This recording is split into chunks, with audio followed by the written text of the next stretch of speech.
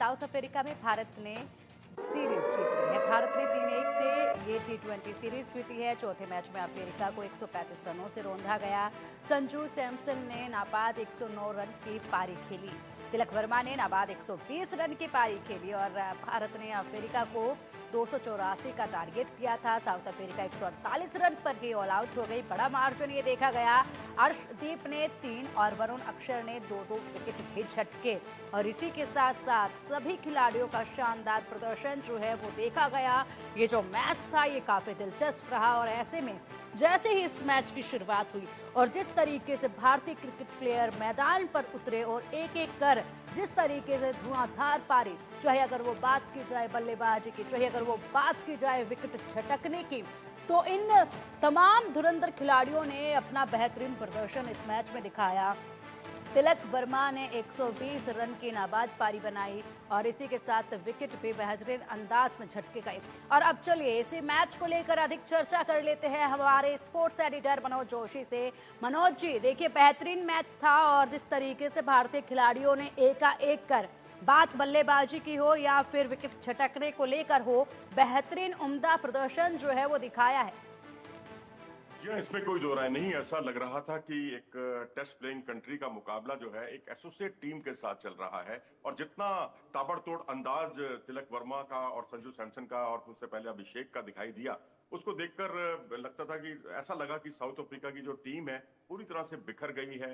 ना उनसे फील्डिंग हो पा रही थी और गेंदबाजी में क्योंकि उनकी लेंथ को बहुत जल्दी पड़ रहे थे ये तीनों खिलाड़ी, तो उससे बिल्कुल फील्डिंग इतनी प्रभावित हुई कि कई कैच भी छूटे और जो स्क्वायर बाउंड्री छोटी थी उसका भरपूर फायदा उठाया। लेकिन उसके बावजूद संजू सैमसन, तिलक वर्मा ने सामने जो बड़ी बाउंड्री है उस पर भी कई छक्के लगाए। तो इस तरह से एक रन मशीन, युवा ब्रिगेड की रन मशीन यहाँ देखने को मिली, जिसकी जितनी प्रशंसा की जाए उतना कम है। और आने वाले समय में उसने दिखा दिया है कि अगर यही कुछ सिलसिला रहा तो भारतीय टीम जो है, जो आज दुनिया में नंबर 1 टीम है, जो वर्ल्ड चैंपियन टीम है और जिससे ये उम्मीद की जाती है अच्छे प्रदर्शन की, ये प्रदर्शन उसका बदस्तूर इसी तरह से जारी रहेगा। बिल्कुल, बात की जाए तिलक वर्मा की और संजू की, तो ऐसे में जिस तरीके से बेहतरीन प्रदर्शन और नाबाद पारी इन दोनों ने मिलकर खेली, उस पर क्या कुछ कहेंगे? क्या रणनीति पहले से काफी बेहतर हुई जिस तरीके से पिछले मैच में भी देखा गया था? देखिए जी, जिस तरह से जो वर्ल्ड रिकॉर्ड बना है 23 छक्के लगने का, उसमें से 19 छक्के तो इन दोनों प्लेयरों ने ही लगा दिए, संजू ने भी और तिलक वर्मा ने भी। एक ने 9 लगाए, एक ने 10 लगाए। 10 छक्के तिलक वर्मा की तरफ से देखने को मिले। स्लॉग स्वीप क्या होता है, स्लॉग स्वीप क्या होता है, पुल शॉट क्या होते हैं, हुक शॉट क्या होते हैं, स्क्वायर ड्राइव क्या होते हैं, और ये सारी पोजीशंस जो हैं वो तिलक वर्मा ने दिखा दी। और उन्होंने एक नया अंदाज विकसित करके दिखाया पूरी दुनिया को कि किस तरह से एक पांव जमीन पर, एक घुटना जमीन पर रखकर कैसे छक्के लगाए जाते हैं। क्योंकि अभी तक तो स्वीप शॉट में आप एक घुटना नीचे लगाते हैं, लेकिन आप छक्के लगाने में, चारों तरफ छक्के लगाने में घुटना जमीन पर रखकर सहजता के साथ छक्के लगाते हैं। ऐसा लग ही नहीं रहा था कि वो कुछ छक्के लगाने के लिए कोई प्रयास कर रहे हैं। छक्के अपने आप लग रहे थे क्योंकि गेंद को सही दिशा दे रहे थे। बैट स्विंग उनका बहुत अच्छा है, बैट को बिल्कुल सही मिडिल कर रहे थे, अब गेंद को मिडिल कर रहे थे बैट के साथ। और इस तरह से संजू सैमसन को अगर आप देखें तो उनके mid wicket shot, mid on mid of के शॉट, स्ट्रेट उन्होंने ज्यादा अच्छे शॉट्स खेले हैं, एक्स्ट्रा कवर की तरफ ज्यादा अच्छे खेले हैं। लेकिन ये कहना ठीक होगा कि बेशक स्क्वायर बाउंड्री छोटी थी, लेकिन उन्होंने ज्यादा अपने आप को चैलेंजिंग बनाया अपनी पारी को। और जो लंबे शॉट जो सामने खेले हैं, सामने की बाउंड्री अच्छी खासी थी, 82 मीटर की लंबी बाउंड्री थी, वहां उन्होंने छक्के लगाए। तो वांडरर्स पर ये सबसे बड़ा स्कोर देखने को मिला। और इतना ही नहीं, 23 छक्के का कीर्तिमान स्थापित हुआ। सबसे बड़ा भारत का सेकंड हाईएस्ट स्कोर बना, साउथ अफ्रीका में भारत का हाईएस्ट स्कोर बना। तो इस तरह से और भी बहुत सारे कीर्तिमान हैं। अब संजू सैमसन 3 सेंचुरी जो लगाने वाले T20 क्रिकेट में अकेले भारतीय बन गए। तिलक वर्मा ने लगातार दूसरे मैच में जो है सेंचुरी बनाई। तो इस तरह से हम कभी दिखा करते थे कि भारतीय टीम जो है या दुनिया की कोई भी टीम जो सेंचुरी बनाती थी तो अगली सेंचुरी जो है कई सीरीज के बाद जाके देखने को मिलती थी। अब एक ही सीरीज में जो है संजू सैमसन की 2 सेंचुरी और तिलक वर्मा की 2 सेंचुरी यही बयान करती हैं कि आज की युवा ब्रिगेड पिछली युवा ब्रिगेड से कहीं ज्यादा मैच्योर्ड है, कहीं ज्यादा ताबड़तोड़ अंदाज है उनका। और आने वाले समय में कोई मुझे आश्चर्य नहीं होगा कि T20 फॉर्मेट में लोग विराट और रोहित को भूल जाए। ये बड़ी मैं बात कर रहा हूं क्योंकि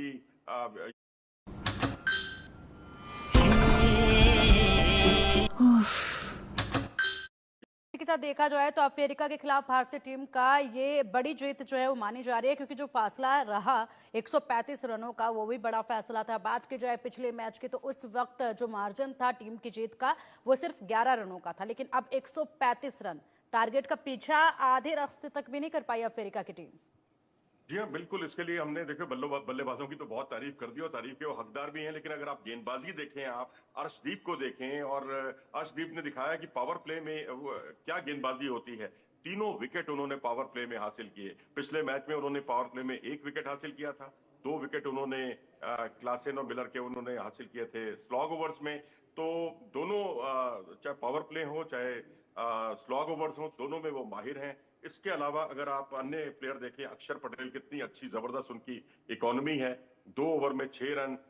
उनको गेंदबाजी बहुत कम मिलती है, लेकिन जितनी मिलती है उसमें वो पूरी तरह जस्टिस करते हैं। कोहली और केशव महाराज, क्योंकि टेल जो है कई बार बहुत परेशान कर जाती है। इस मैच में तो चलो हमारा स्कोर पहाड़नुमा था, लेकिन बाकी मैचों में अगर एक टैलेंटेड प्लेयर जो टॉप ऑर्डर का बल्लेबाज है या मिडिल ऑर्डर का भी बल्लेबाज है, वो टेल के साथ अपनी पारी को लंबा खींचता है, लेकिन उसको निपटाना बहुत जरूरी होता है, और वो निपटाने का काम अक्षर पटेल बहुत जल्दी करते हैं टेल को। और हार्दिक पांड्या जो है शुरुआती ओवरों में, जैसे कि एक बार रोहित शर्मा ने कहा भी था उनके लिए कि वो एक ऐसे ऑलराउंडर हैं जो खाली बॉलिंग के दम पर भी अपनी टीम में जगह बना सकते हैं। 140 किलोमीटर प्रति घंटे की रफ्तार से लगातार गेंदबाजी करना, अंदर की तरफ गेंदें जो उनकी आती हैं बहुत खतरनाक होती हैं, और जो एक शॉर्ट गेंद पर उन्होंने रिकेल्टन का जो विकेट लिया वो काबिले तारीफ था।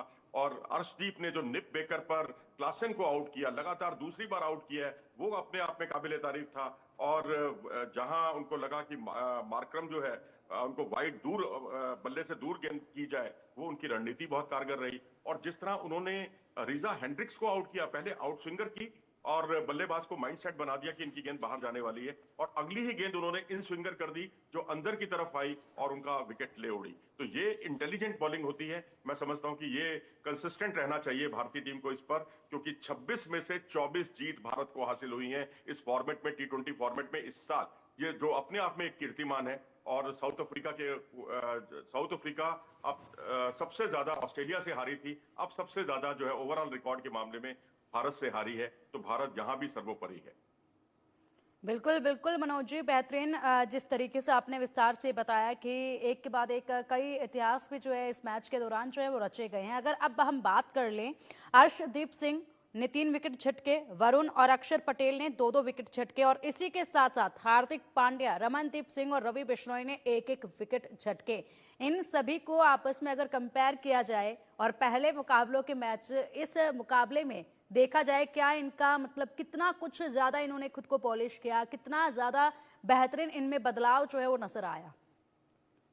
देखिए, आखिरी 2 मैच जो हैं चैलेंजिंग थे, खासकर स्पिनर्स के लिए, लेकिन स्पिनर्स ने अपना शानदार प्रदर्शन जारी रखा और 4 मैचों में 20 विकेट हासिल करना स्पिनर्स का, और वही साउथ अफ्रीका की जमीन पर दिखाया उन्होंने कि क्योंकि एक समय कुलदीप यादव और चहल की जो कलाइयों के जो फनकार थे, उन्होंने बहुत रिकॉर्ड तोड़ कामयाबी हासिल की थी साउथ अफ्रीका में। तो अब रवि बिश्नोई और वरुण चक्रवर्ती ने दिखा दिया कि कलाइयों के फनकार वो भी हैं, वो भी किसी से कम नहीं है। वरुण चक्रवर्ती तो मैन ऑफ द सीरीज थे, और जो 5 विकेट उन्होंने 5 विकेट हॉल किया T20 क्रिकेट में, 5 विकेट हॉल बहुत चुनिंदा बॉलर कर सकते हैं। ये किसी सेंचुरी या 150 रनों से कम नहीं है। अद्भुत कामयाबी थी उनकी। और इस बार भी उन्होंने जिस तरह से डेविड मिलर का बहुत ही महत्वपूर्ण विकेट चटकाया, जो कि बहुत अच्छे रिदम में दिखाई दे रहे थे। तो यहाँ वरुण चक्रवर्ती, मैं कहूंगा कि इस वैसे तो बहुत सारे खोज हैं, लेकिन वरुण चक्रवर्ती का मैं गेंदबाजी के मामले में खास तौर पर नाम लूंगा कि उन्होंने हर मैच में अपनी मौजूदगी दर्ज की है। और बस थोड़ी सी फील्डिंग के क्षेत्र में अगर वो सुधार करें तो वो T20 फॉर्मेट में नियमित भारतीय टीम के सदस्य बन सकते हैं। बिल्कुल, और आप बने रहिएगा हमारे साथ। एक और अपडेट हमारे दर्शकों को दे देते हैं मनोज जी, और इस पर भी आपसे विस्तार से जानकारी लेंगे, चर्चा करेंगे। और ये जो बड़ी खबर है ये है ICC चैंपियंस ट्रॉफी से जुड़ी हुई, जहां पर भारत की आपत्ति जो है दर्ज की गई। पाकिस्तान पर ये जो आपत्ति है वो भारी पड़ गई है। PCB ट्रॉफी के साथ POK नहीं जा सकेगी। POK में ट्रॉफी के साथ टूर चाहता था पाकिस्तान। ICC ने ट्रॉफी को पाकिस्तान भेज दिया। 2025 में पाकिस्तान में ही ICC चैंपियंस ट्रॉफी, और ऐसे में ICC का फैसला है कि POK नहीं जाएगी ट्रॉफी।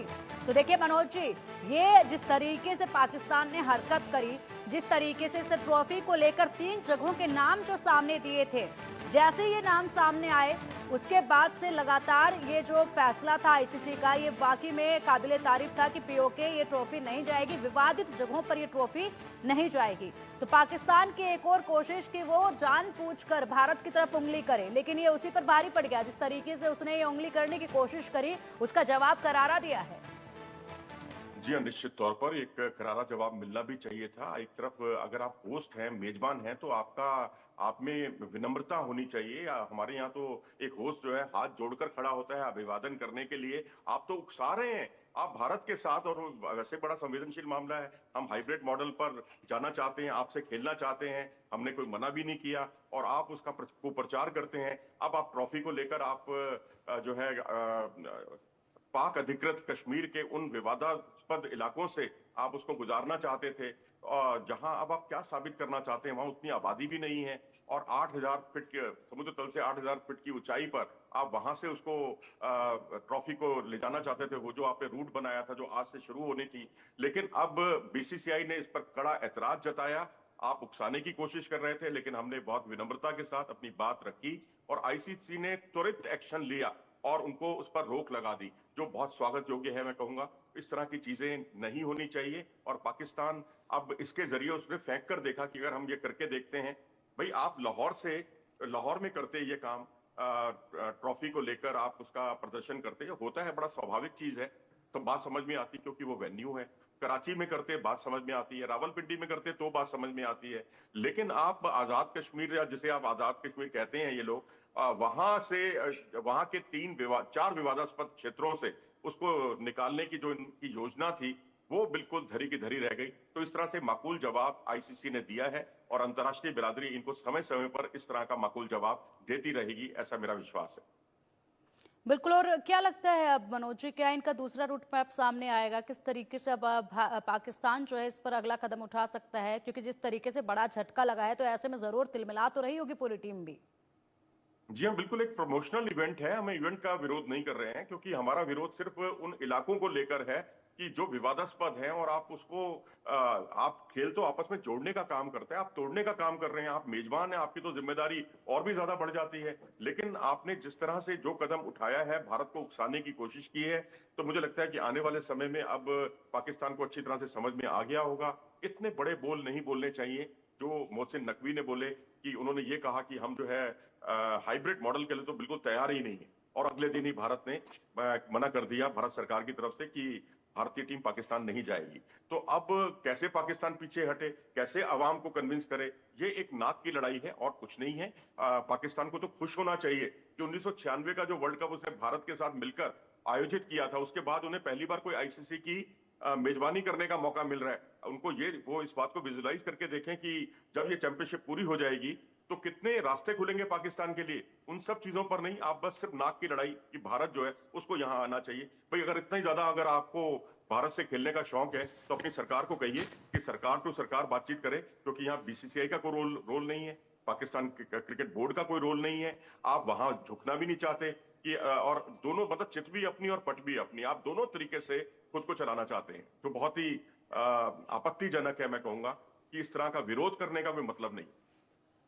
बिल्कुल। और अब वेन्यू में जरूर पाकिस्तान बदलाव करेगा, और इसी के साथ देखना होगा क्या ये बदलाव जो है वो किया जाएगा मनोज जी। और इसी के साथ अगर बात कर ली जाए तो मेजबानी को लेकर, और जिस तरीके से अगर कभी भी भारत का मैच हो, इससे पहले भी अभी मैच कुछ दिनों पहले ही जिस तरीके से अटकलें देखी गई थी, ये सिलसिला अक्सर ही चला रहता है। अगर बात की जाए सरहद की, तो वहां पर भी पाकिस्तान अपनी हरकतों से बाज नहीं आता है, लेकिन अपने इस घटिया हरकतों को, राजनीति को भी इन खेलों के बीच में जब पाकिस्तान लाता है, तो ऐसे में जरूर माहौल खराब होता है। और मुझे लगता है कि आने वाले वक्त में कोई कड़ा एक्शन जो है जरूर हो सकता है इसको लेकर।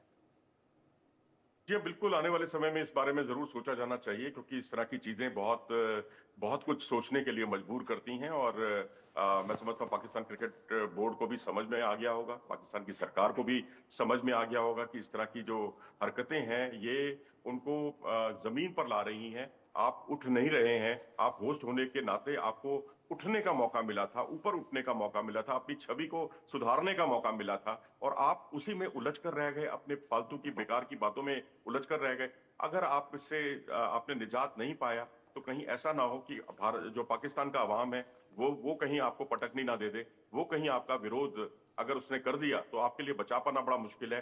उनको ये गलतफहमी है कि पाकिस्तानी अवाम जो है वो क्रिकेट प्रेमी है। देखिए वो कभी भी क्रिकेट को लेकर समझौता नहीं करता, लेकिन उनको ये है कि हमारी जो नाक की लड़ाई है उसमें हमारा अवाम साथ है, हम अवाम को खुश कर रहे हैं, जबकि अवाम इनके खिलाफ है। अवाम देखना चाहता है हिंदुस्तान पाकिस्तान का मुकाबला। भारत सरकार ने कभी मना नहीं किया कि भारत सरकार जो है भारतीय टीम जो है पाकिस्तान से नहीं खेलेगी आईसीसी टूर्नामेंट में। बिल्कुल खेलने के लिए तैयार है। अगर हाइब्रिड मॉडल के तहत हम दुबई में खेलने का अवसर मिलता है तो हम जरूर खेलेंगे, या श्रीलंका या दुनिया के किसी भी कोने में आप कहेंगे हम उनसे पाकिस्तान से खेलने के लिए तैयार हैं। लेकिन पाकिस्तान में जाकर खेलने के लिए तैयार नहीं है। भारत सरकार का ये फैसला है और हम उसके साथ हैं।